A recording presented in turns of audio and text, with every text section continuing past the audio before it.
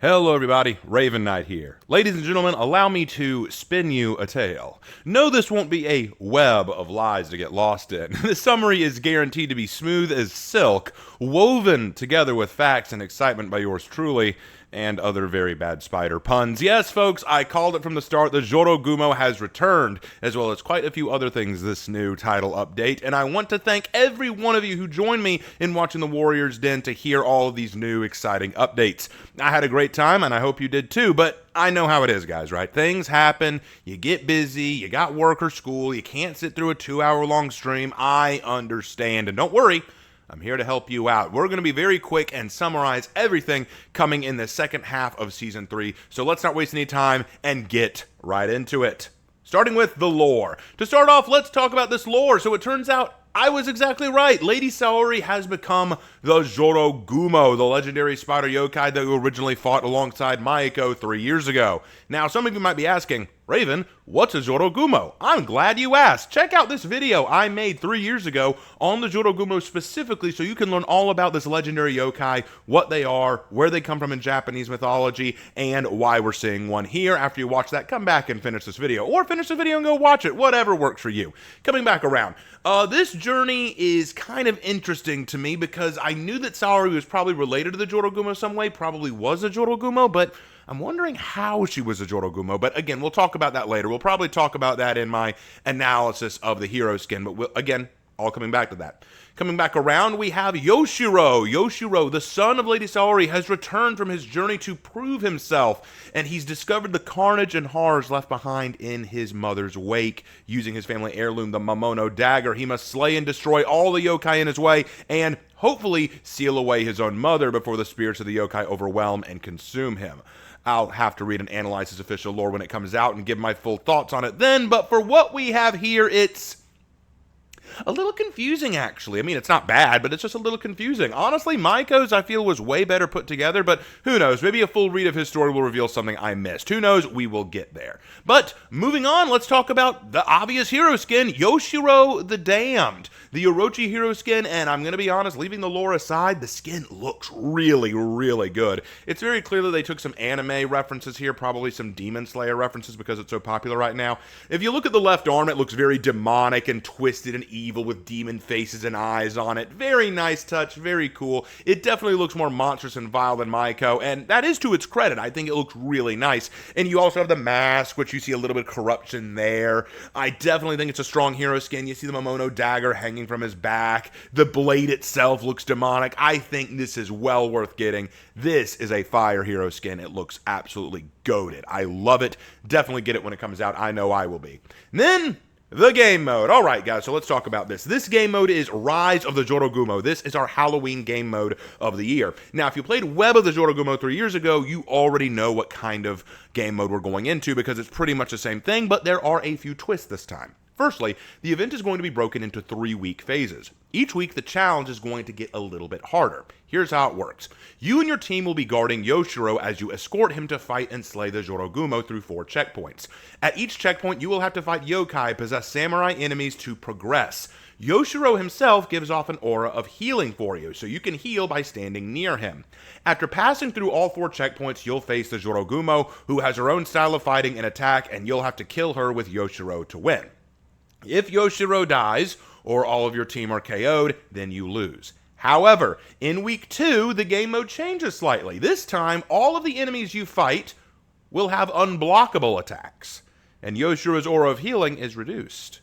And then on week 3, the enemy attacks are still unblockable, but they also apply corruption. So by week 3, yeah, you'll be struggling. Also, there's a competition going on that you may want to know about. Each week, see how fast you can take down the Jorogumo. If you beat them pretty quickly, take a picture of you and your team after winning and send it to the For Honor team at #FHJorogumo. And if you're one of the top 10 winners, you'll get a cool ornament for each week. So definitely try that out. Try that out if you're a fan of competitions. Me, myself, I'm a casual player. I don't know if I'll participate, but hey, if me and my team do manage to go pretty quick, I might submit it. I might see it because, yeah, you know what? I'd like to see if I can get hold of a golden ornament. That's kind of cool. Of course, you get unique rewards and ornaments just for playing and winning the event, so definitely give it a shot. It is a very fun, limited time event. And hey, guys, if this really isn't your thing, if this kind of event really isn't your speed, guess what? Later on this title update, we're getting the Wrath of the Jormungandr back, which is a really cool breach mode that involves the Jormungandr and the Hammer of Thor, which is a really, really cool game mode. So lots of cool game modes coming out this title update. Absolutely love it. So definitely look forward to all that. All of that is coming soon, this title update. Now let's go into the patch notes. There are a lot of patch notes, a whole lot, and I'm going to try to get through all of them as fast as I can, so bear with me. Let's do this. First of all, the shard map has a slight change where Zone A lost its barrier and spike, so it's a little bit more open and you don't have the spike glitch. I know that some people are very upset about that because they love the spikes. I do not. I'm happy to see them go. It's a fine change. Next, Lawbringer's dodge shove has reduced iframe, so they can't just run a full 180 around you and end up behind you when they do their shove, and it also means that they're not as safe as they used to be. Centurion gained a slight improvement to forward movement with his punches, allowing him to punch you a little easier if you try to back up. Black Prior's guard break vulnerability was increased from 100 milliseconds, so it's not too safe anymore while he's doing his unblockable attack. If you didn't know, when he does his bulwark slash, it gives a lot of guard break vulnerability, so people will try to guard break you while you're in that mode, and they will not be able to do it. So this makes it a little easier to guard break them. Warlord's crashing charge no longer stuns or drains stamina on a wall splat. Since a wall splat already guarantees a heavy, there's not real need to do stuns or drain stamina when you do that. Highlander's Lights do less damage. Shaman's Forward Dodge Bash costs less stamina. Shamans rejoice. Jormungandr's Hammer Slam now does 30 damage. It is now hammer time once again for Jormungandr. Kensei's health is now boosted to 130 HP, and their top heavy does less damage. Orochi's Zone Attack has better trajectory. Kyoshin's Kaze Stance Lights do less damage. Thank you! Shaolin's Dodge Side Lights and Key Stance Lights do less damage. Zhanhu's Forward Dodge Superior Block Unblockable Heavy, that was a mouthful, now does 30 damage if it lands. Pyro's Unblockable Forward Dodge Heavy is no longer guaranteed after a heavy parry. Hatoon's Zone costs less stamina and their light after pin does more damage. Virtuosa's Dodge Attacks are now 600 milliseconds.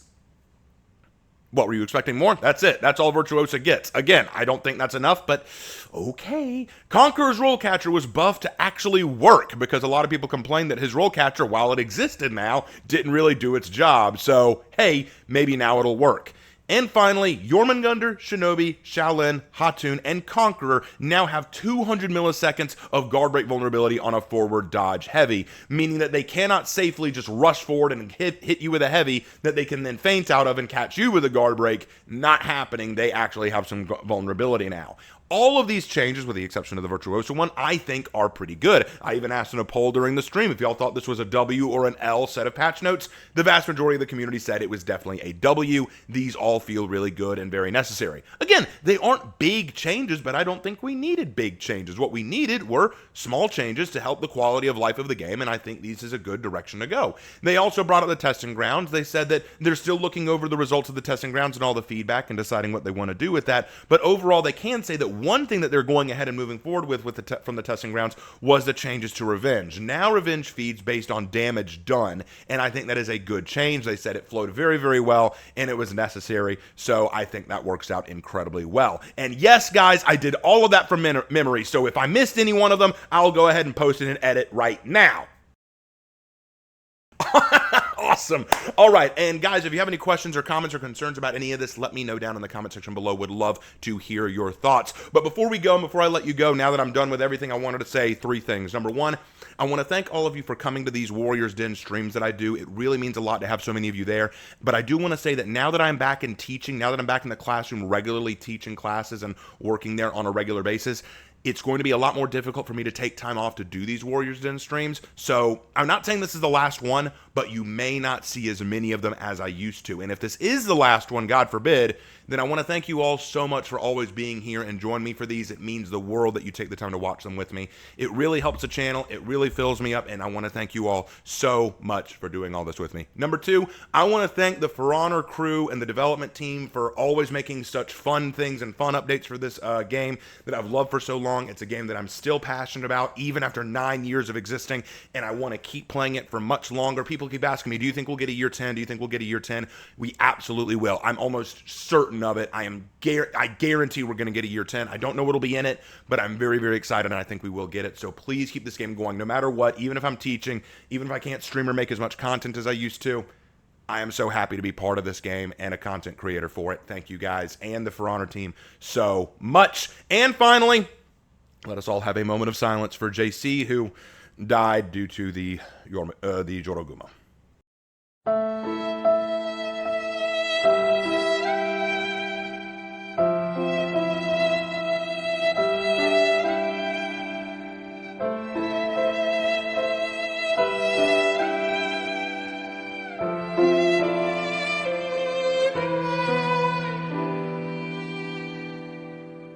Tragic. Truly tragic. Thank you all so much for watching this summary with me. It was awesome to make, and I tried to speed through it because there was so much to talk about, and I wanted to get it out as short as possible so that I wasn't dragging too long. So thank you all for joining me. Thank you all for joining me either on the Warriors Den or for the summary. Take note, guys. All of this drops tomorrow. Tomorrow, all of this happens. That's when the season's dropping. So be here. It's going to be awesome. Look forward to it. I'll see you guys in my next video. Take care, everybody.